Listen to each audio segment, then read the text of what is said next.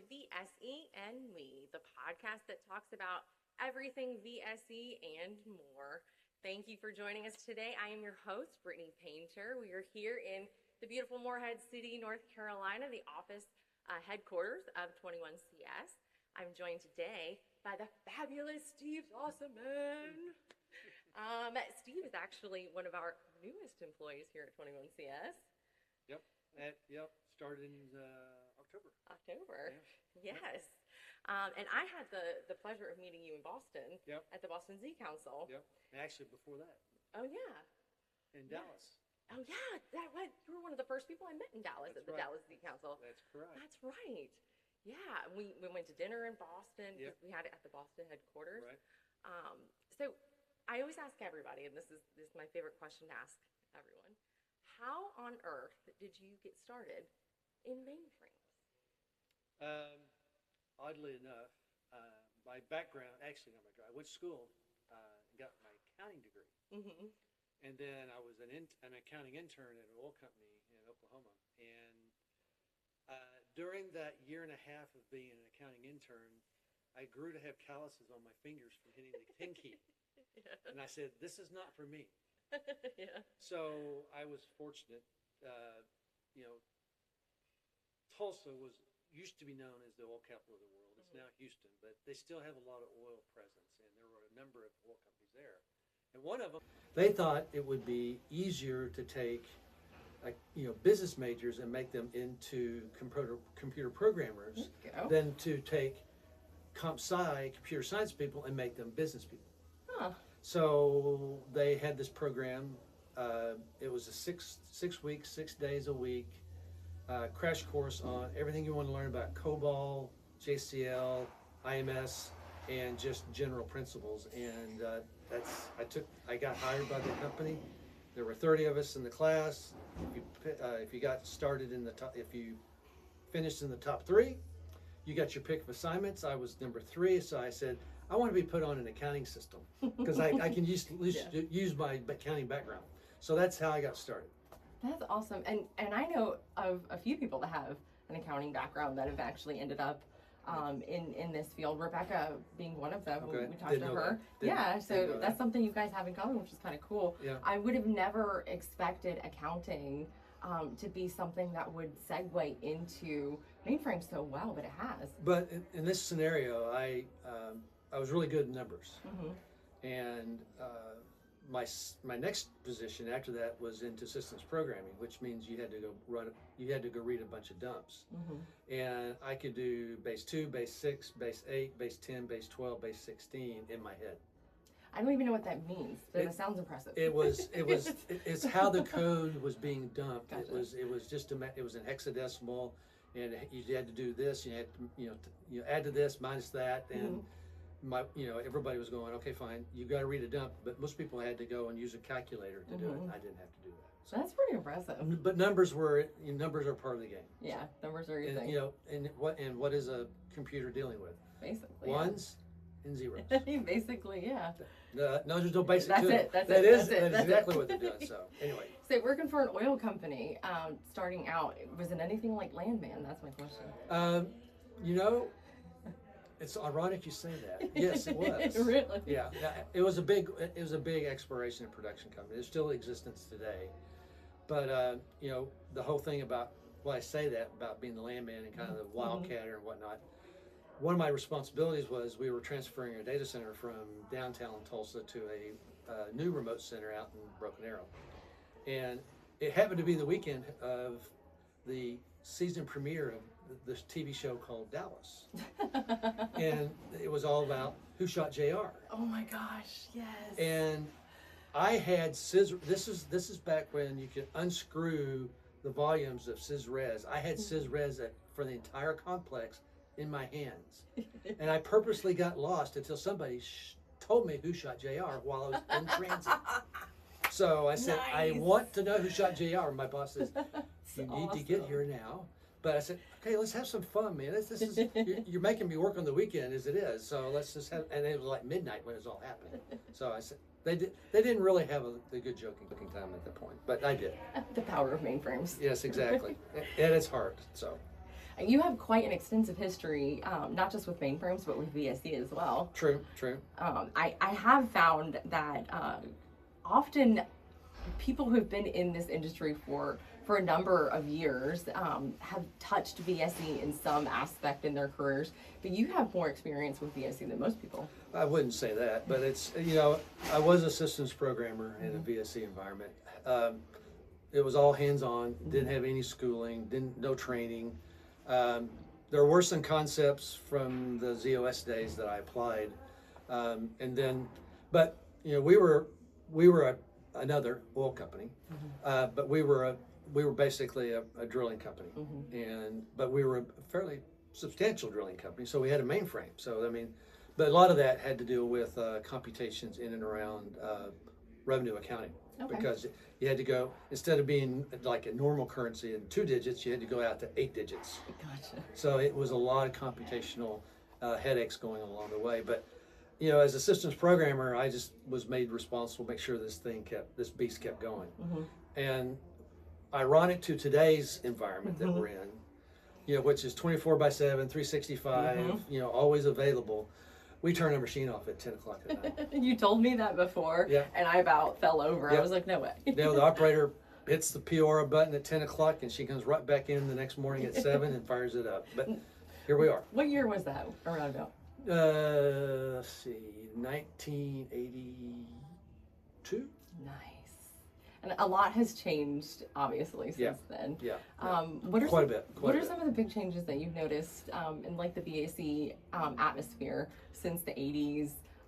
Well, they started joining the big boys, and the fact that they've got database queries now, they've got CICS, and they have the ability to kind of do online transaction stuff that that we needed to do, and the tried and true customers, the ones that really want to make things work day in, day out, over and over and over and over and over, it was a perfect environment for us. And typically it's smaller environments. I know of a lot of other customers that had VSE environments in like the retail stores.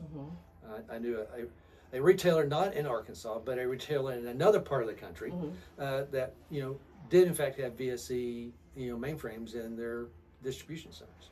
So it does work, and it works quite well for what it's made for.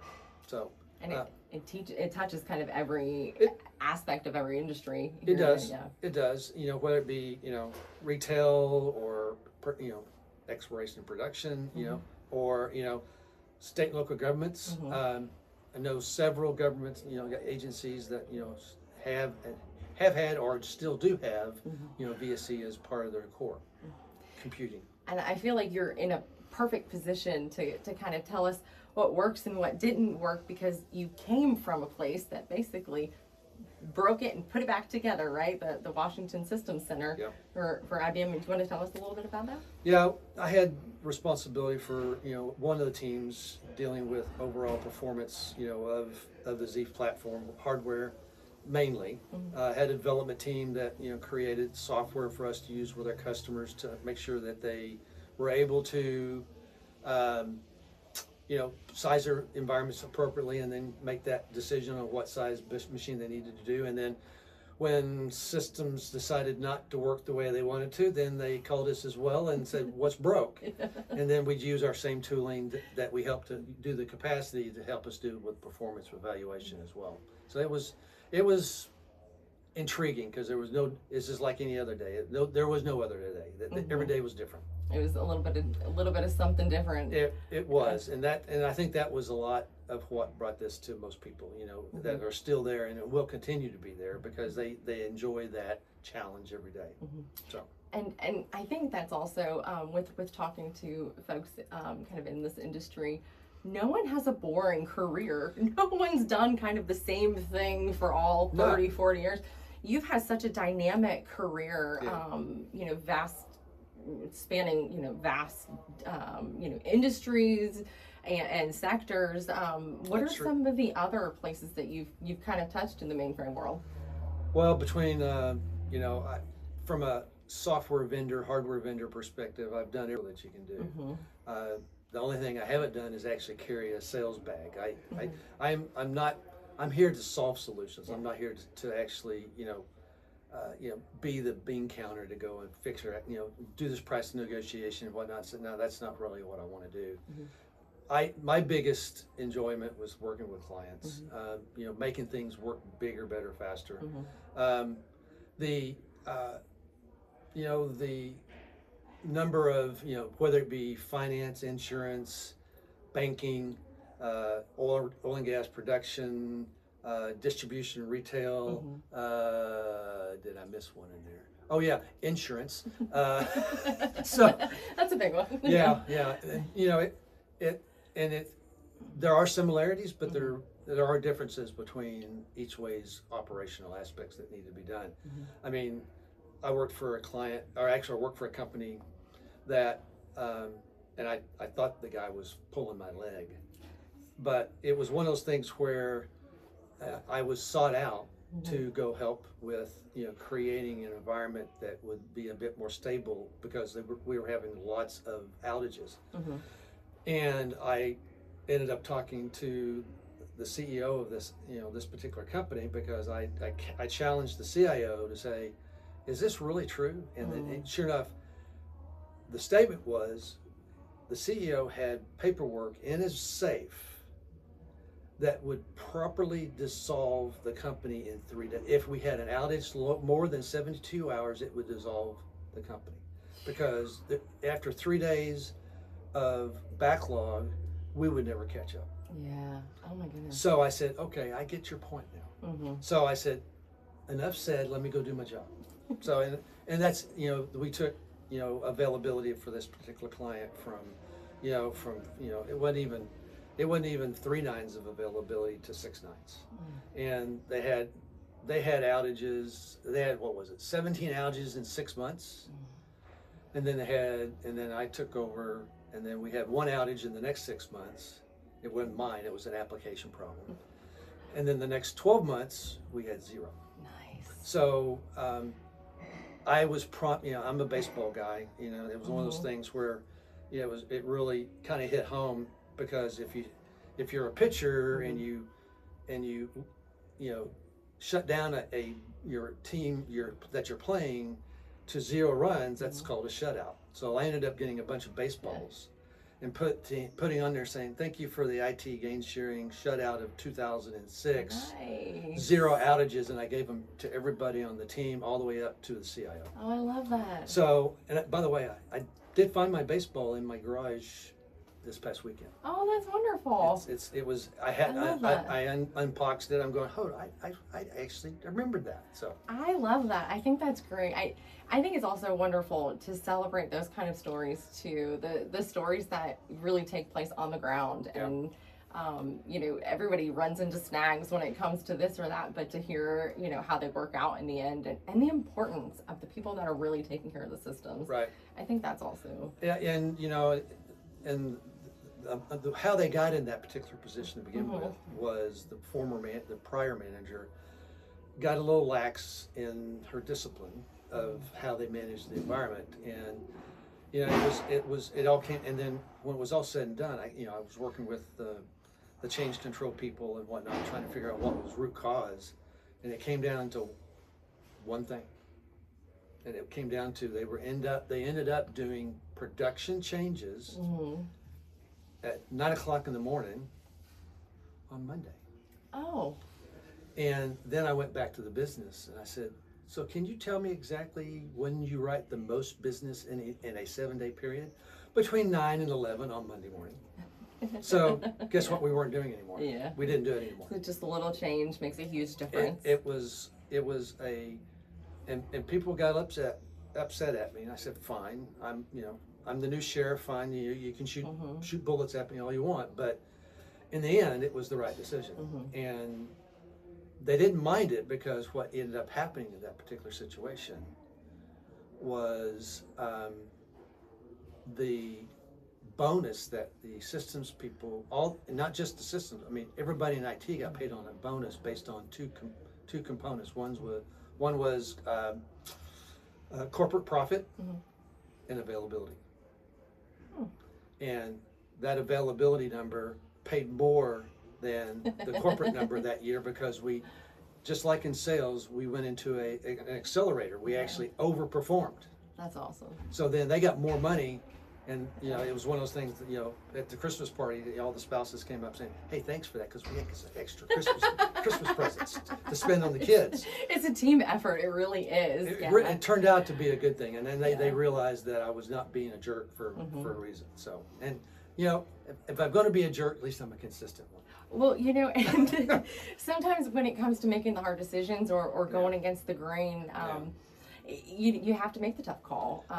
But ultimately, when you have your team's support, it makes a huge difference. It makes a great difference. Yeah, and the team, I think, makes a big difference. It does. When you come on a team that is open to that change and open to those new ideas, I think that ultimately helps you grow or kind of stunts you. And speaking of new teams, you have now joined the 21CS team. I have. Glad to be here. We are very happy to have you. Very happy to have you, especially given all of your experience, and now you're in this new role. What are you doing now here at 21CS? So I am working with a variety of people on learning the technology that 21CS has to offer, and providing yet those clients with solutions that's going to make them bigger and better and faster. So, and I came from IBM. It was a company of 300,000 or more to a company of 300.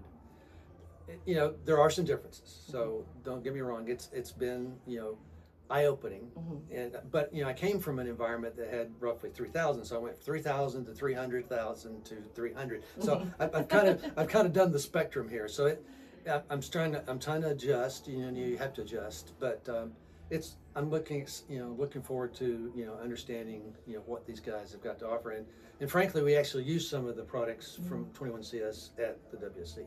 What products are you using? We were using IZPCA.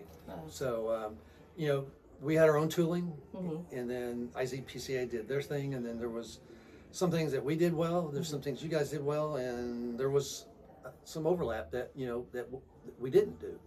And the tool at Washington Systems Center is one that's very sought after, I hear. It is, very much so, and to the point where is that we can only give it to business partners and business partners and IBMers to go and work with their customers to make that happen. Now, there are some tooling that is created by the Washington Systems Center that is downloadable by a client to kind of give them a rough order of magnitude of what and how things work, and that's our contribution to the sales cycle, to make sure that the client there had enough information to make that right decision to move forward. Just like what we're going to be doing is providing with tooling here to help a client work with their own data on their own time, to work with their own IBM rep to figure out what is that right size machine that they need to go do. Not to mention performance evaluations and capacity planning and overall cost, because there's this thing doesn't run on bananas. It runs on this, and it's a three-legged stool between performance and capacity and understanding how well the performance of that machine is going to run. So size, cost, and performance.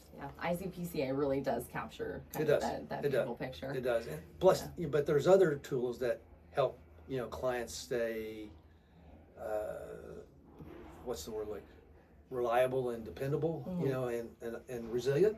So and VSE is has that capability as well. It really does. And I feel like even though we seem like we're the new kid on the block, because we've been around for so long, we have those years of dependability, reliability, and the people to back it up. To having Gonzalo, having followed VSE from IBM, now 21CS, and then really taking the head on that, it has been such a wonderful asset for us. And then having folks like you coming on board who have that history and have that experience is just invaluable. It really is. I got a couple of scars. We'll just leave it at that. We'll give you a couple more before you're done, I'm sure. I'm sure we will. I'm sure that's the case. So, tell me, Steve, what are you most excited about just the mainframe industry in general? What do you feel like the future holds? Well, all this buzz around AI, I know. and it was kind of weird. I was looking at my phone earlier before we got started, and somehow I got a AI trial on my Ring camera started. Oh God. And now it's telling me, saying, if you have a black dog on your back porch walking around, and instead it was just saying motion, it was saying it's a black dog. Or I have a black car pulling out of the garage, which in this case, this is my daughter's cameras that are going off, and I'm basically her, monitoring station. But that's a little bit too freaky. Yeah. But that said, I think IBM's really done a pretty darn good job of understanding what and how people use their data. And we were when I was at the Washington Systems Center, we had some couple of new up and coming young talent that was able to kind of express that. And I said, I knew it was good. I didn't realize how good it was. And then of course, it's something new. You got to be able to measure it.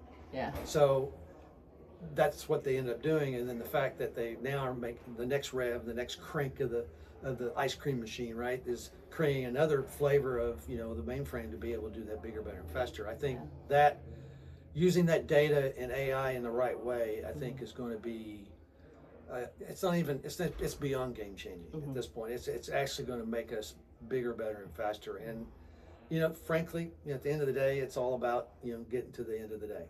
And it really is, I think, going to be something that people will embrace. I know that it's a hard sell sometimes right now, but you can't do it all yourself all the time. Yeah. And you need help, and everybody needs help, and the data is going to help them make that decision.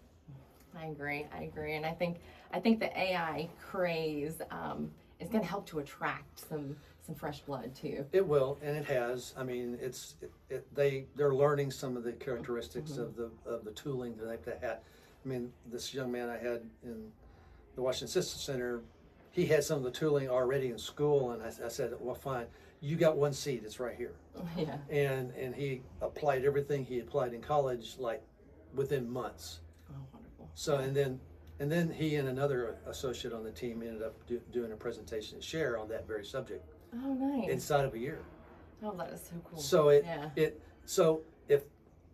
he knew the AI stuff at that point in time. His job was to learn the platform.